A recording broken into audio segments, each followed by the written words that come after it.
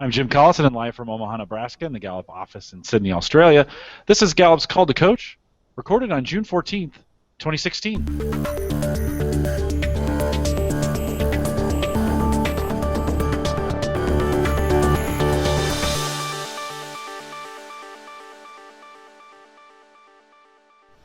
Call to Coach is a resource for those who want to help others discover and use their strengths. We have Gallup experts and independent strengths coaches share tactics, insights, and strategies to help coaches maximize the talent of individuals and teams and organizations around the world. It's hard to believe it's 11 p.m. here in the Central Time Zone. If you have questions during the webcast, we do have a live chat room that's available for you right below the main video window if you're joining us live, and there's a few of you out there that are joining us live. Most of all, if you have questions if you're catching the recorded version, and you have questions about custom strengths coaching solutions for small, medium, or large organizations, contact us at coaching@gallup.com, or you can use the contact page that's right there on the live page. Don't forget to visit the Gallup Strengths Center. That's just gallupstrengthscenter.com. For all your coaching resources and StrengthsFinder training needs, you can also catch the video, both streaming and now downloadable audio for offline listening. It's available on your iPhone or Android device, or listen to it, watch it on YouTube. All the links to that are available on our coaches blog. That's just coaching.gallup.com. Ann Lingenfelter is our host today. She works as a learning solutions consultant with Gallup in our Sydney, Australia office. Ann, it's always great to see you. Never quite sure if you're in Sydney or Singapore. Good to have you in Sydney today. Welcome to another Call to Coach. Yeah, thanks, Jim. It's always great to be here. I'm in Sydney today, and actually I'm going to be in New York City in a couple of weeks, so I'm very excited to get back to the States. I'm going to come back and visit some family and such there, so looking forward to being stateside for a little while. Are we going to see you at the Strength Summit, or are you going to be able to make it here for that? Look, I'd really like to be there. It's undetermined at this point, but I'm working towards that, so we will see how that goes. It'd be good to see you. Yeah, fantastic. So, look, I want to tell you a bit about my guests today, Jim. Jacque Iverson and Jacque Boyd are probably two of my favorite certified coaches, if I can say that, here in Australia. I've been working with them for over the last year. Both of them work for Think Education, which is one of the network schools of the Laureate International Network of Schools. Now, Laureate globally has about 80 campuses across the world and about 1 million students all up. And Jacque and Jacque came to Sydney and got their certification, their strength certification, and we started working together over the last year to bring strengths into some of the campuses that are scattered across Australia. It's been an extraordinary experience. They are super passionate about strengths, and they have a very powerful story to tell in just talking about establishing pilots and trying to bring strengths into the campus and why they did it and how it's worked, and some of their challenges and certainly some of the benefits. So really looking forward to exploring that with them today. So guys, Jacque and Jacque, thank you both for joining. I'm going to pass it over to Jacque to start. Just if you wouldn't mind introducing yourself, tell us a bit about what you do and what your top 5 are. Hello, my name's Jacque, and I'm a teacher for Torrens University Language Centre. My top 5 strengths are intellection, input, learners, ideation, and strategic. Now, the strength that really resonates with me is probably learner, as I've had 3 major career changes in my life. I started off being a zookeeper, and I got very interested in conservation, and of course then I got very interested in satellites, as you would, because they're really cool. So I went and did an MPhil in that, and then I got interested in communicating science, so I then did a master's in science communication, and then I got interested in education, so I became a teacher, and then I did a master's in the science of learning, and then I got really interested again in strengths, and now I'm doing a PhD which involves strengths and leadership. So learner is a great trait that I resonate with all the time. I like the fact that your interests have been so varied and broad, and obviously with input, learner, and ideation, intellection, input, learner, and ideation, you've got a lot of strategic thinking themes there.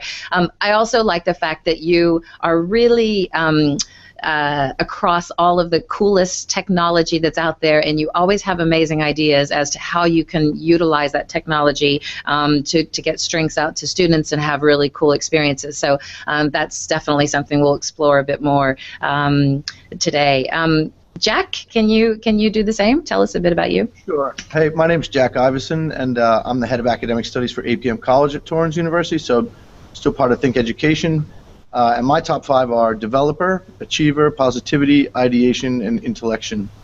It's a strange one for me because, when I got involved with the Gallup stuff, I wouldn't have been able to pinpoint where all those things lived for me. But, retrospectively looking back on my careers, I was a chef for a long time, and I was a musician for a while. And retrospectively looking back, I see it all over the place, especially developer. My big thing running kitchens was teaching apprentices and kids how to succeed in the business and to learn the things that they needed to do. And I'm a disgustingly positive person, so which is a really useful characteristic, I think, when you work in close quarters in very sort of tight deadlines and all kinds of adrenaline flying around and all that. So, and the other thing is that achievers all over the place too for me. I really love getting things done, and I love challenges and things like that. So the Gallup profile for me, once I connected with that was an amazing experience for me, and then there's no looking back. And that's the strange thing, is that our strengths kind of complement each other. Jacque likes to get stuff done. I like to think about it a little bit more. So he drives me along the path, but I tend to maybe find a few extra paths that we can try out. Yeah, I think that's pretty accurate, actually. Yeah. Yeah, and you two were really, at least from my experience, sort of the chief architects of what was happening at then Think Education. I'm sorry, I keep referring to it as Think now. It's really more Torrens, right? That the umbrella that you're really working under. But I think for you guys to be able to take us on that journey with you and talk about what happened, why did you guys decide to do a pilot? What was the aim of the pilot? What was the why of the pilot? And how did it unfold? So that'd be a good place to start. Yeah, for sure. I mean, I'll start off there if you want. I was contacted out of my job, or actually seconded out of my job, to manage part of this project called Project Delta. And one of the value propositions of it was to introduce the idea of career coaching to students. So, career coaching in terms of how can we sort of walk you through the things that you feel like you might like to get to at the end of your sort of academic career. And one of the big parts of the career coaching setup was, well, let's try out this Gallup tool and see what it looks like for the students. There were several other things too. Big ideas around digital networking for students. Big ideas around soft skills applications. Lots of big ideas going on in this sort of pilot. And so they approached me around the end of last May, I guess it was. Yeah. And it was actually really funny. My boss Sam came up to me and she said, I've got something for you. I really think you're going to like this. And I said, okay, that sounds great, Sam. What is it? And so she kind of gave me a rough idea about career coaching and how we needed to get a platform set up and all the things that I've just kind of talked about with you. And then she said, oh, and by the way, we've got 3 weeks to do it. And so I kind of sat back a little bit and I said, well, do we have any money? And she said, yeah, you got money, and you can pick your teams and you can do all this kind of stuff. And I said, all right, can I just have a day to think about it before I actually plunge in? Because even though I'm not the most reflective person, I actually had to think about this one for a little bit before I jumped in. And so the thing that I thought straight away was, all right, well, I need some ideas, people, if we're going to do this quickly. So I naturally thought of Jacque. Jacque and I had done a lot of action researches before, specifically around the peer support networks. Yeah. Uploading platforms, a couple of platform-based things that we used to trial within Moodle, but also within Blackboard as well. And so I thought about Jacque instantly. And then things it was so chaotic those first few weeks, wasn't it? From getting the platform in order, we had a couple coders that we plucked out of their normal day jobs and asked them to help us build this really dynamic looking shop front in Blackboard, which you generally, I don't know if for anyone that uses Blackboard, it's a pretty sort of stolid environment. It's not very dynamic. But we got some real good coders in there, and we created a little bit of modern website design. And things just kind of took off from there, Ann, to be honest. Once we got the Gallup piece involved, with 2 weeks to go, I don't know if you remember this, but we put 3 coaches in the Sydney coaching program, and they were actually finishing up their coaching program as the pilot was just starting, and we were rolling out the codes to the students. So it was very chaotic, but it was also incredibly gratifying at the same time, because I didn't know if we were going to make those timelines at first, you know. But then Jacque came on board, and we started monitoring the students and trying to put the students in the right places. Jacque specifically was helping me coordinate the student coordinators, which was very, very handy, because we had 4 kids that we were paying them to just try and bring some order to all this chaos that was swirling around this website, which was great. But then it really settled down, didn't it? Once we got past that first 3 weeks, I think. The best thing about the pilot was that we were told that we could fail, wasn't it? Yeah. I mean, not that the expectations were low, but it was a pilot, and you're allowed to fail those types of things. And I mean, at first I was kind of skeptical about strengths, coming from a hard science background. But as I read more and more about the psychometric testing, and then just the huge numbers of people that go through this testing system, I thought there has to be something there. And I know that our students are really disengaged often, not with just their course, but their whole career aspect that they have. So I thought that something really has to be done, and this pilot was a perfect chance. Yeah, I agree. And you know, just one more thing, and the thing that was also really interesting, you talk about engagement. You know, a lot of our students, to give all of the audience out there a little bit of understanding about our organization, you know, we have roughly 10,000 students in Think, spread across different verticals. And probably 60% of those students are online. So we do have actual campuses, and just like a traditional university environment, but it's that online space where we really feel like we need to attack that engagement issue and really see if there's things that we can do to bring those students into the fold. So yeah, I agree with you. In that engagement sense, it was absolutely massive. I actually love what you said, Jacque, about the permission to fail. And some of the conversations I've had with the most disruptive people I've met in different organizations talk about the need to have KPIs for failure almost. Actually, in order to be able to really push the envelope and try something new, you've got to be able to say, how much risk am I taking here? And it's fabulous that you were given sort of the okay to do that. So that's a big tick. The second question that takes me to then is how do you measure it? How do you measure whether you're succeeding, whether you're failing? You know, what sort of assessment came on the end of it? I can start that. You can finish that one if you want. So the pilot had basically 2 iterations. So the first one was just about getting students in and seeing who went from the program from beginning to end. You know, so we reached out to 80 students in the initial cohort. 60 of them went through the actual program, and I think 38 of them actually finished the program. And the program had certain touch points that, you know, the students had to do their Gallup survey. They had to complete 3 online profiles. They had to do some things like give us an elevator pitch. They had to have 3 coaching conversations. It was quite intense for the students. So in terms of measuring that, though, we had almost a 50% uptake from the beginning to the end, which, you know, is, considering that the timing of it came sort of out of nowhere for the students. It was in week 3 of their academic cycle, you know, so for them to just come in week 3 and with not much context behind it, that's a pretty good completion rate. But just secondly, on top of that, then we tried the pilot again the next trimester, but we tried using it as an incentivizing tool, which means we generally have hundreds of students sitting in the pipeline that we're actively recruiting to or marketing towards coming into the school. And these 800 students that were in the pipeline at that stage were all at various stages. They've been contacted through expos, hot leads from other providers. We used to have a relationship with Seek, for example, Seek.com, which is a job site here in Australia. So anyway, out of those 800, we just cold sent them out the code. You know, here you go. We're using this as a piece of collateral for you. These are the kind of things that we like to do for our students. And out of those 800, we had 68 just unsolicited people come in, do the survey, and out of those 68, we converted 48. So that's a pretty good ratio. Wow. Wow. You know, the ratio was quite profound.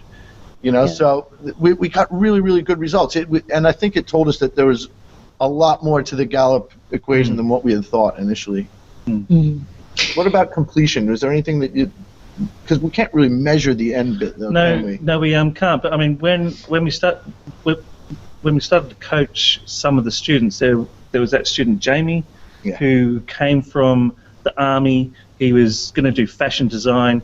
His biggest strength was command, and talking to him for the hour, and then touching bases again. He got so much out of that coaching that it just made you think that there must be some sort of success going on with him, because he was such a great student, but coming from a very unusual place and going to another unusual place, which surprised me. But when you spoke to him about his strength, it wasn't just his career that he was looking at it touching, but also his personal life. Yeah, I agree. And that, to me, is what success is. Yeah, absolutely. Well, it sounds like when you started the pilot, it was about impacting students who were trying to make their career decisions and career, having some resources for career advising. Then it sounds like it morphed a little bit into, here's an added benefit of attraction, because you're going to the students in the pipeline and saying, can we bring you guys in? And and that was an impact. What were some of the other whys that sort of surprised you, became benefits of doing the pilot, or perhaps were intentional, where you said, you know what, let's try this, let's see if it impacts this? What were the other reasons? I think when we started doing some of the team coaching situations, when we get the 10 or 20 students into a room, and they suddenly have this shared language and this shared vision, and it's from that they started to build a community, and it's from that the engagement, not just of their course, but the belonging to the college that they belonged with. I mean, like being online, the hardest thing is finding somewhere to belong, because the space doesn't actually exist. You're on Blackboard, which is a great LMS, but you wouldn't call it home, and they don't have somewhere where they can all meet. But through Strengths, they started Facebook groups and all of those types of community things. That was a big shocker for me. Yeah, I agree, and that common framework is really the thing that we kept going back to. It was surprising with the students when we would do the model that we basically used was we would try and reach as many students as possible. At first, we would do group setups. We used this conferencing tool called Zoom. So we would have up to 15, 20 students in there at a time performing these synchronous events, and it was really, really powerful, because a lot of the time when you do these, and I know a lot of people don't teach online. It's sort of a new space, but just to give you a little bit of an example, when you do some synchronous events online, oftentimes what will happen is the students will come in and they'll just be observers, right? Mm-hmm. They'll kind of watch, but they don't want to engage. They don't want to come in and they've all got different reasons for not wanting to engage, and that's fine. But when the students started hearing other students talking about what made them tick and who they were, they all of a sudden they wanted to talk about it. They had that kind of common piece of collateral. They're saying, "Oh wait, I'm an achiever too. Let me talk about that for a second." And all those kind of things were really, really powerful. And the other thing that really impressed me, that I was really scared about at first, was when we were testing the StrengthsFinder at first. So before we did the first pilot, I think we put maybe 25 people through StrengthsFinder, just to kind of see how it resonated, to see what the collateral looked like, to see how the organization felt about what it was saying.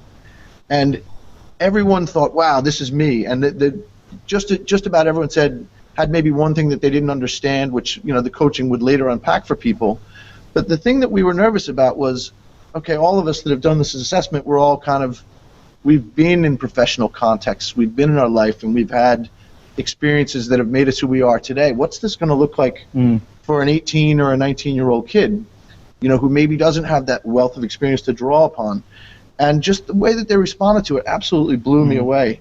The way that they connected with certain elements of their top 5 was that was really eye-opening for me, and to this day remains probably the most profound piece for me. Yeah, I do know what you mean. I was just last week. I was in Singapore at the first ever Strengths in Education Summit that was being held there, and I watched students who were 15, 16, 17 years old, all from different schools, coming together and doing workshops, and they didn't know anything about one another. They didn't know each other's names or anything because they had never met before. The only thing they knew was their top 5 strengths that was on the lanyard around their neck. And they came together and workshopped solutions to problems and challenges, and it was like they knew each other forever. And just based on those top 5 and that aspect of relational shorthand that we talk about, that is such a great value of strengths, and just having that common language, I think, is really, really powerful stuff. And it always surprises us when we see it because we don't believe at what depth it's going to be. But it is amazing, isn't it? Yeah, and it's interesting you say surprise too, because it's enervating. Like every time you see it, you are surprised. Why does that still continue to be surprising? I don't understand it, because it feels predictable in the sense that people are going to connect with it. So I think definitely. I agree with that 100%. So when you're looking at an online student body and you're trying to come up with ways that you can scale all of this, if you can't just do one-on-one coaching and you're trying to figure out how do you reach these 10,000 students that you have, tell me a bit about the sorts of activities you did. I mean, how much of it was organic? How much of it happened with the students themselves? How much of it was events that you formed and created? Which ones were successful? Which ones not so much? That sort of thing. I can start there if you want. Yes, please. All right. So the model that we've been using, the model that we're using now is we try reaching students at orientation. So it's a logical place, right? But because when we were doing the pilot at first, the timing of the pilot was quite illogical. At week 3 of a cohort, students have already connected with their classrooms. They might have already formed some relationships, which is fine. We don't want to stop them from doing that. But I think the logical point is when we catch them at orientation, when they're coming into either a physical campus, or even we also have an online orientation as well. And so we try and catch them there, and we organize basically strength sessions. The first one is just a really introductory session. We have the students do their top 5. We go through a couple little exercises with them, where we're going to show them about what their strengths looks like and how they can understand what it means a little bit. And then we try and scale it out into a larger scale sort of group session. And in that session, we kind of drill down a little bit more, especially with the naming and claiming and aiming. But it's so strange because we have a thing that we use called a mold, and mold means more upload, less download. Yeah, so we want the students to actively take part in what we are doing. If we're going to talk to them about our stuff, then we fail. They have to be asking us about it. Yeah. So we have to get them to do things like do a sketch of your top strength, take a bad selfie. These are all things that engage the students that little bit more and get them to trust each other and get involved in other space. Yeah. Bad selfie is a great one, actually. That was one of the things that we did in the online orientation space, where we basically say to the kids, all right, here's your spot, here's your code, go do your top 5, but we want you to come back, put your top 5 into this forum, this online chat forum, and we also want you to upload a bad selfie, right? And just basically saying to them, all right, put yourself out there a little bit, be a tiny bit silly maybe, but also show us a little bit about who you are. And the response for that was absolutely astonishing. There were some bad selfies, but so many of them. It was fantastic. Yeah, it was so strange that they would all take that risk. Yeah, super cool. So that was great, and that was. But in terms of scalability, though, and just so if you think about it, we're kind of thinking about like a pyramid approach, where we try and reach as many students as possible at the beginning, and then sort of funneling them into smaller conversations later in their sort of academic career. So from Delta last year, which is a year ago, so 3 trimesters ago, I've now got students that we're coaching, for a second, sometimes in some cases a third time, and we've got time to, as they're moving on in their journey, that we can create a little bit of time for them, right? Because they've connected with it now. They're an engaged student. They're not going anywhere, and so for us, I kind of feel a little bit of responsibility to them to make sure that we can enable those sort of more intimate conversations later. So I guess we're casting out a wide net at first, and then trying to narrow it down into smaller conversations later. And that's where as well we can pair strengths, isn't it? We can show them that the learner strength and the ideation strength can sometimes work together, but they don't always work as a team. Exactly right. And just within that, it's so much easier to take a student that started with you and you have that conversation, and then when they come back to you, you can show them examples of their own work where you can say, okay, look, this is, how did you do this? Why did that happen? How do you feel like you got to that place? And that's what really gives those coaching conversations real power, because they can start to connect the dots themselves about how they actually reach that place by leveraging their own talents, So it's not the most scalable. It doesn't sound the most scalable at the end, but it is, because we're starting big and then narrowing down as we go. So a couple of Yeah, definitely. It does, and I can understand that, because I think one of the things I hear a lot from educators that are using strengths successfully is it's not something that you can force anyone to do. It's something that those who are interested, those who have, who for whom it resonates, those are the guys that you should keep on working with, and that's great. And if somebody's really resistant to it, it's not something that you can sort of jam down their throat, so to speak. So the way that you guys approached it was you got what, 10 coaches certified, something like that, and that needed to be working across, 6 campuses or something around that, roughly? 4. We were dealing with 4 campuses with those 10 coaches, but we're expanding all the time. I think we're up to 7 or 8 campuses now, so yeah, it's a constantly changing sort of landscape there, but yeah. So how do you once those coaches go back, they get certified, then they go back to their own campuses. Tell me about the challenges that they have when you have multiple campuses and you're spread apart, and also some of the lessons that you learned through that. One of the things is I think that you have to keep in contact with the other strengths coaches. So you have to really build some sort of community of practice, be that on a line, be that coaching each other regularly, I think would be a great idea, so that we're feeding back on the strengths that we feel that we have, and how those strengths are contributing to the coaching that we are doing. So I think that's very important. It has been a difficult challenge when people are spread out all over the place, from Melbourne to the Rocks, Ultimo. They're all places around Sydney and interstate where our coaches are found, and it has been a challenge, but you've really got to work at that aspect of it, I think. Yeah, and I think the challenge has not just been about the mechanics of enabling it, but some of the challenges within our organization as well. We're kind of going through a pretty dynamic time, and so for us to sort of superimpose other changes on top of other changes that are taking place sometimes isn't greeted with the most enthusiasm. But sure. I think the way that we kind of pulled it off in Sydney would be something that we would try and emulate in other states down the track, right? So we had two coaches per campus in Ultimo, which is on the other side of town, and then the Rocks, which is just underneath the Harbor Bridge in the city. So on those 2 campuses, we had coaches in both of those spots, which were dealing primarily with business students in one location and design students in another. But we mirrored the same tactics in both areas. And yet they were very different students. The design students bought into strengths straight away, but and so did the business students, but they did it in slightly different ways. It was odd seeing it. Yeah, definitely. Yeah. So. Go ahead, Ann, sorry.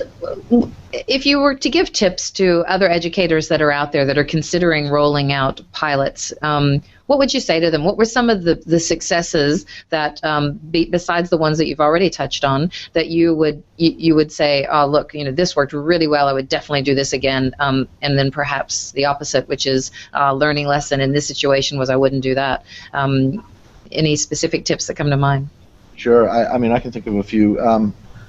The thing that really jumps out at me the most is that don't underestimate the enthusiasm for the students and the Gallup profile. It's pretty amazing.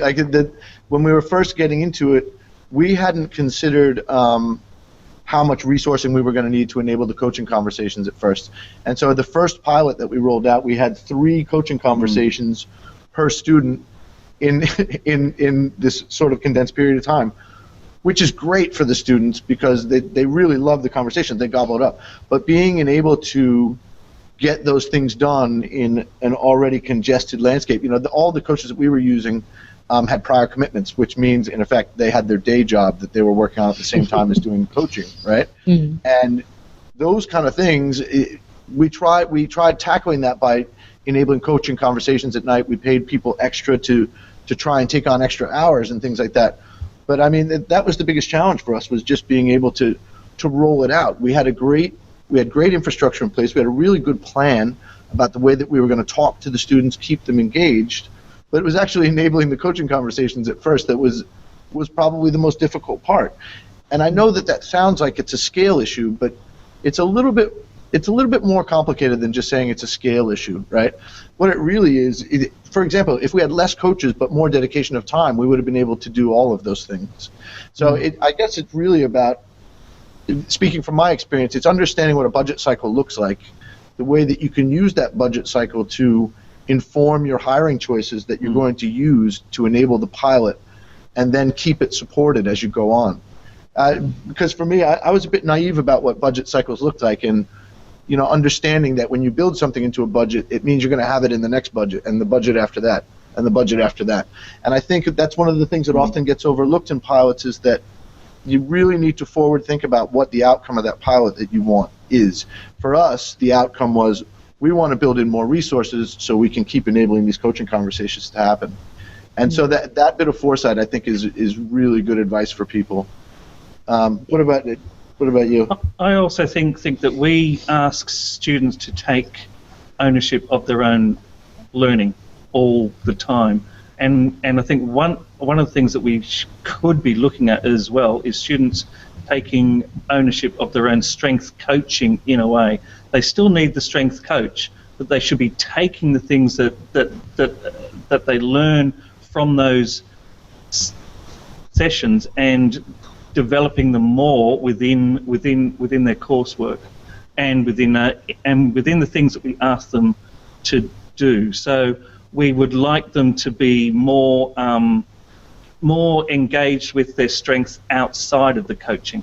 Yeah. And you have to set them up with things to do, and then give them feedback on those things. And they should be commenting about everybody else's things that they are doing, which sounds a little bit confusing, but that's the type of thing I think needs to take place. And I can actually, and just to expand on that a tiny bit, one of the other really large challenge is, how do you get that coaching conversation to translate into the actual classroom itself?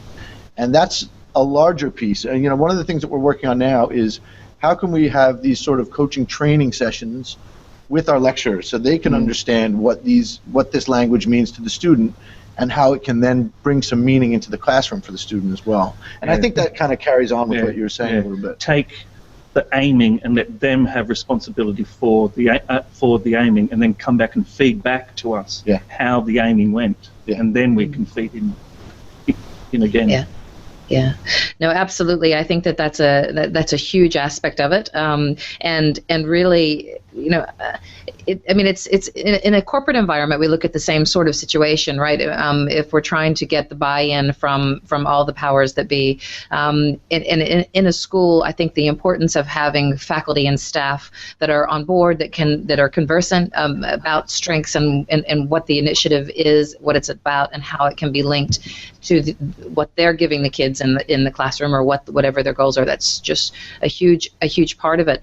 How do you get there, or what lessons have you learned as far as that goes in engaging faculty and staff, and the importance of that? What challenges? What have you found? I would say strength coach the executive team straight away. Yeah.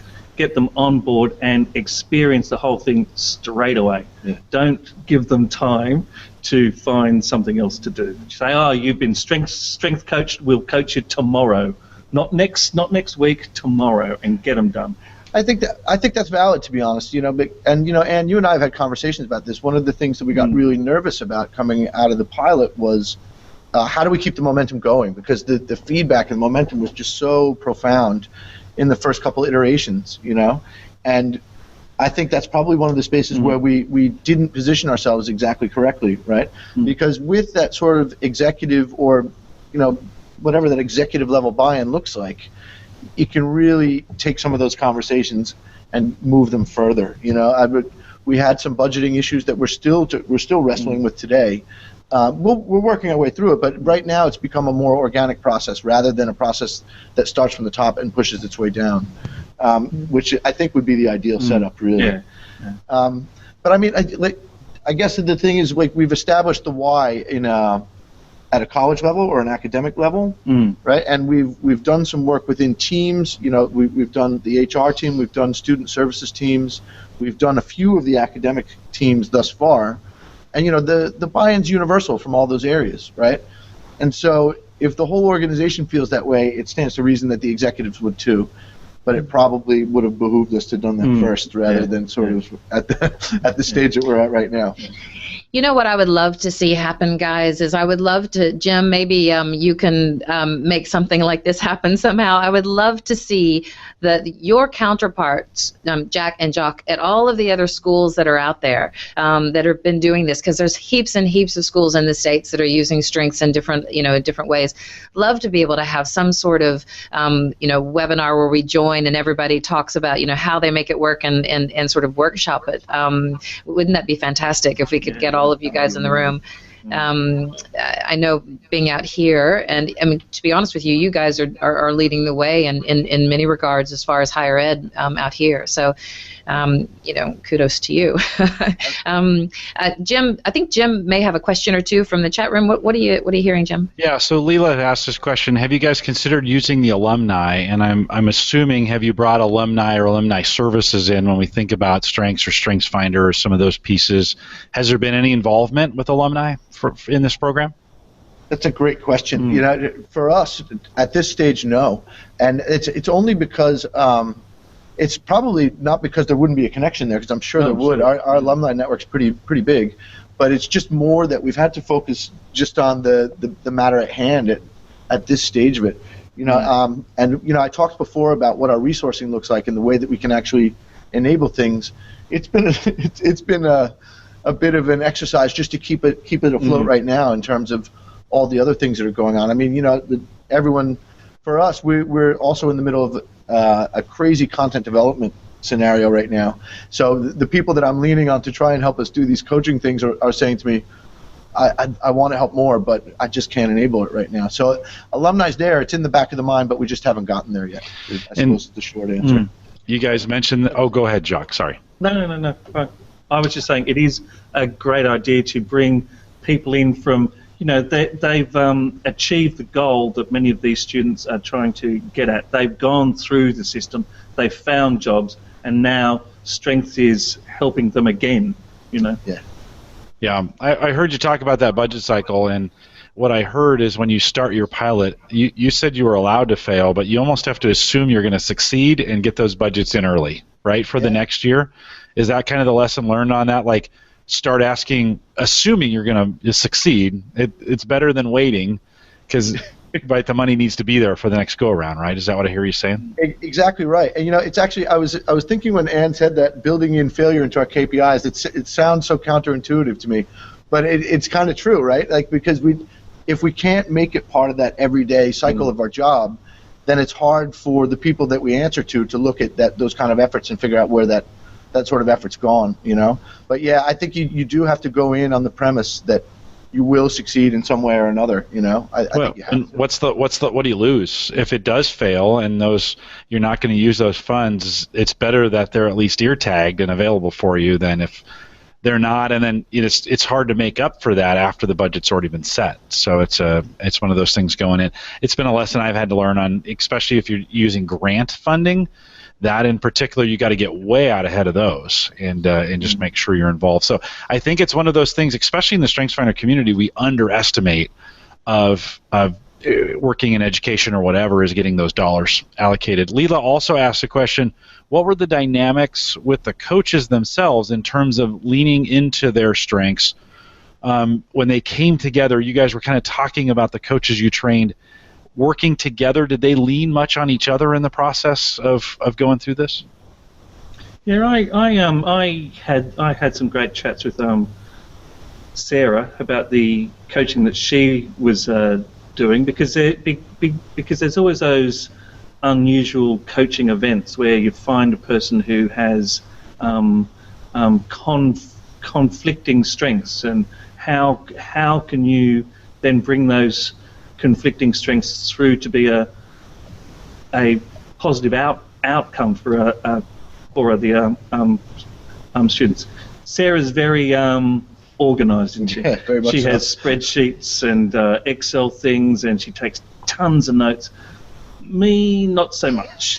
So she's leaning on me to make me suddenly start to take notes and keep track of the students I coach more. So that's a great thing that Sarah's done for me. And just also one thing that just jumped right out at me, Jim, we were really, really lucky, or Layla, we were really, really lucky in that one of the coaches that we trained, his name is James, absolutely fantastic, and he had a lot of experience in other coaching models before.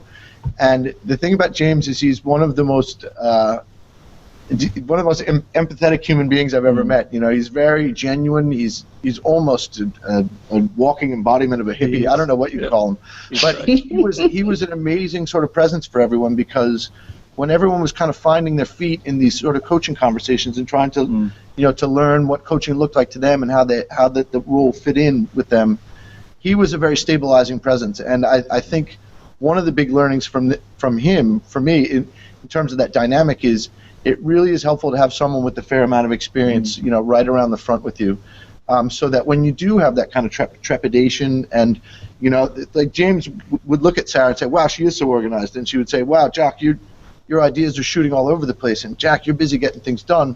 He kind of helped us channel a lot of that to work together a little bit more effectively. And I think that was really powerful and quite serendipitous, to be honest, that he was there. Yeah. So. And I think on that note, we should actually find a way to have our global education coaches that are working in the same space that you are, sort of sharing their successes and their stories. I wish we'll have to find a way to have them be able to connect with you guys after they see this show. Because when you think about it, this did just start last year for you guys, so it is brand new. And one of the things that I experienced when I was in Singapore, and this is my hat off to these 4 certified coaches who came together to put on the Strength Summit there. When I watched what they were doing with these students, these guys have been working in that space for years and years, and they had an enormous amount of examples of ways they could connect top 5 to learning styles that they had for each 34. They had a list as long as my arm as typical ways you would see students that had those top 5 being successful in their studies, or the common obstacles that they would face. And it took years for them to work all of that out, and years of working with student clients. So if we could even share all of the great things that different people are finding in their own, experience with the folks like yourself who are bringing a new initiative out, we're all further along than we would have been otherwise. So. I hope that'll happen on the heels of that, of this rather. Jacque, I know for you that you have come up with heaps of interesting technology ideas that you are hoping will link strengths to the day in and day out. Can you share a few of those with us? Talk a bit about that. Love this stuff. What I'm really thinking about now is that I've been doing my PhD in leadership in online environments, and what I've been looking at is setting up a chat bot. And I think it would be a fantastic idea to have. There's 2 types of bots. There's smart bots, which are like AI, so they're really, really clever, and then there's dumb bots, which are really just pulling out from a pool of information and giving the person the information in a conversational tone, so a way that a person can really engage with that information. So I'm looking at mucking around with a whole series of chatbots to try and create a strengths bot, so that your top 5, you can ask questions about your top 5, like how certain strengths may compete against each other, or how can I turn a strength up or turn a strength down, and the chatbot could draw on a pool of a bit like the great app that strengths are made, but would give it to the person in a much more accessible format, which would be good.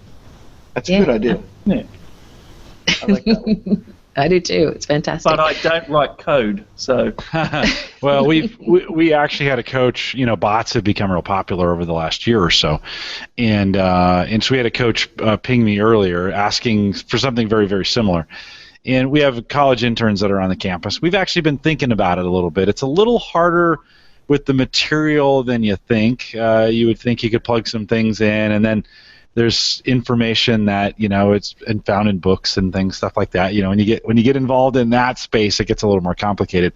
I think it's a great idea to continue to connect people.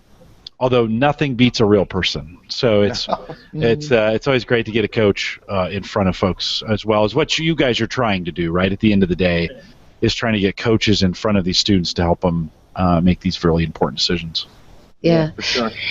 And even just remembering, every day, some sort of gentle reminder, some sort of app that will link their day. What are you doing today around your strengths, or how are you going to link your strengths to what you're doing today? We have something coming like that, Ann. We do have something.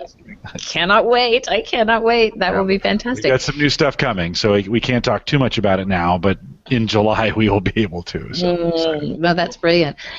Look, I don't know how much time we have left. We're probably getting close, but guys, can you give me or tell us a little bit about sort of state of play as it is now? Just with sort of quick snapshot of where things stand now. We've reflected a lot on the pilot up to this point, but where do things stand now, and what's next? What's next for you guys? I'm doing a study with the design team.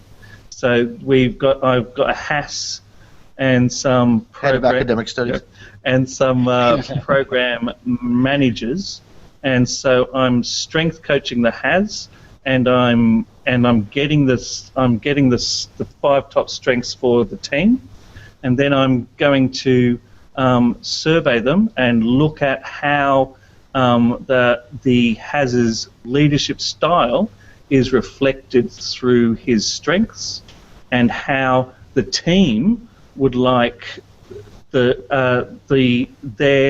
leadership to take place, to see what strengths I could turn up or turn down within his top or her top 5. So it's kind of team coaching the whole team, while focusing on Scott, while surveying them lots and finding out what it is that they want from a leader, and find out how I can then manipulate that system a little bit through the technology that he delivers his leadership with in the online world, kind of thing.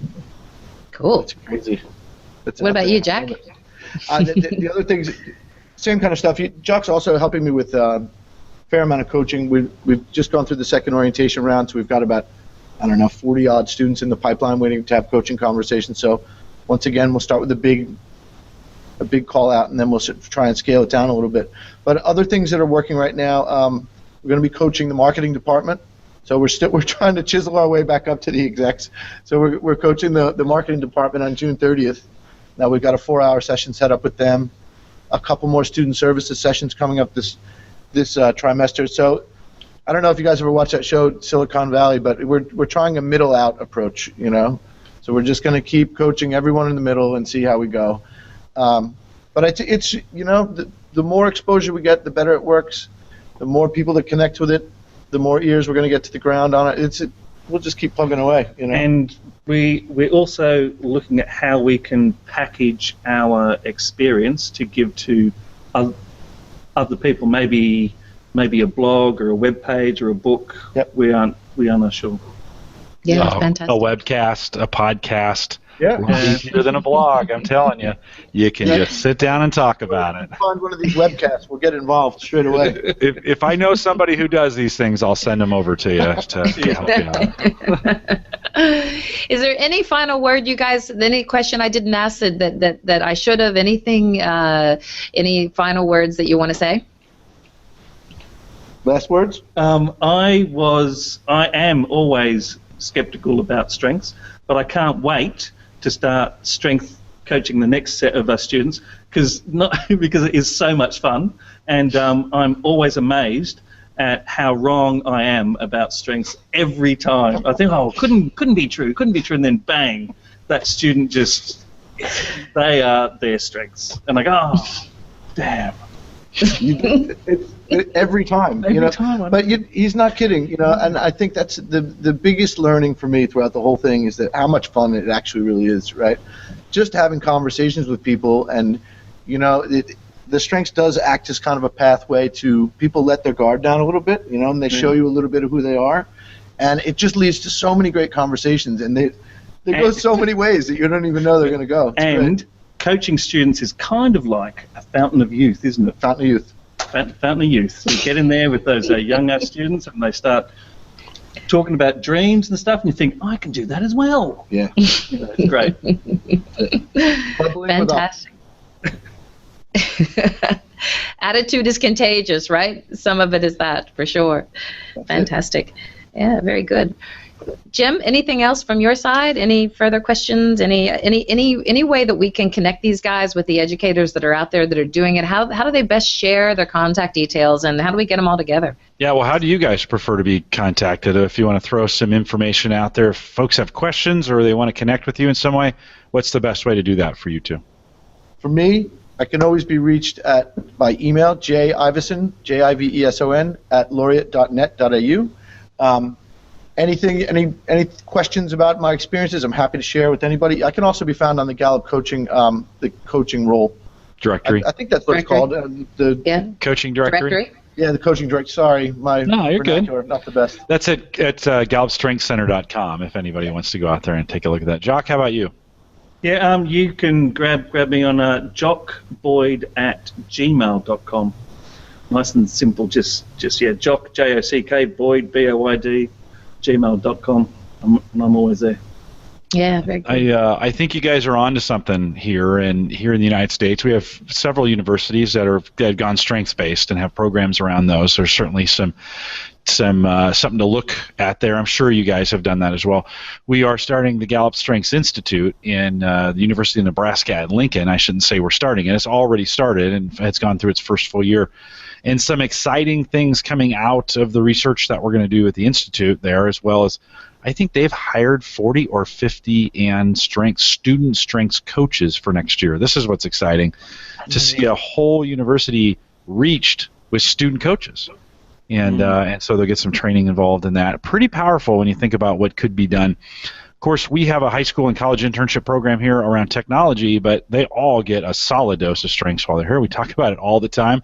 There's no better place. If you think Gallup doesn't practice what we preach, we give ourselves a 2 or 3 dose full of it, and so these students get it. Like you guys said, it's a fountain of youth. I like hanging around these kids and talking about their themes and how we turn those into strengths, and so it's pretty cool at that age to see them just begin to flourish, right? When you see those aha moments in their eyes and they go, oh, that's what you're talking about. So pretty exciting. So guys, thanks for coming on. Great meeting you. And of course, we've got a community here, so keep connecting in and let's figure out how to, either through the Facebook groups or through Twitter or through LinkedIn or through those groups, how to stay in touch. We'll remind everyone to take full advantage of all the resources we have available at the Gallup Strengths Center. I mentioned that earlier.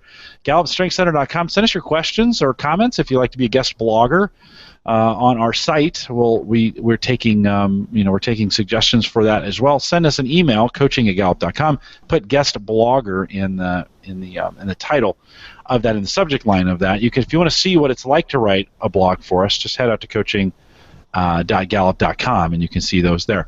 Also on that site is the link to our Facebook group, YouTube page, iTunes, RSS feeds, iPhone, and Android apps. tons of resources available for you. If you can't find something there to use, you're not trying, is what we say. And so we'd love you to take advantage of all those things that are available. Again, that site, coaching.gallup.com. Don't forget that we do have a summit coming up here. By the time you listen to this, it may be past, but July 18th, 19th, and 20th, 2016, here on the campus in Omaha is the CliftonStrengths Summit. It's going to be great. We have a whole bunch of people coming. We're really excited about it. Get information, CliftonStrengthsSummit.com. And if you missed it, start planning to come next year. We'll have another one again in 2017. Although they're going on all around the world, right, Ann? I mean, you guys, we got stuff going on everywhere.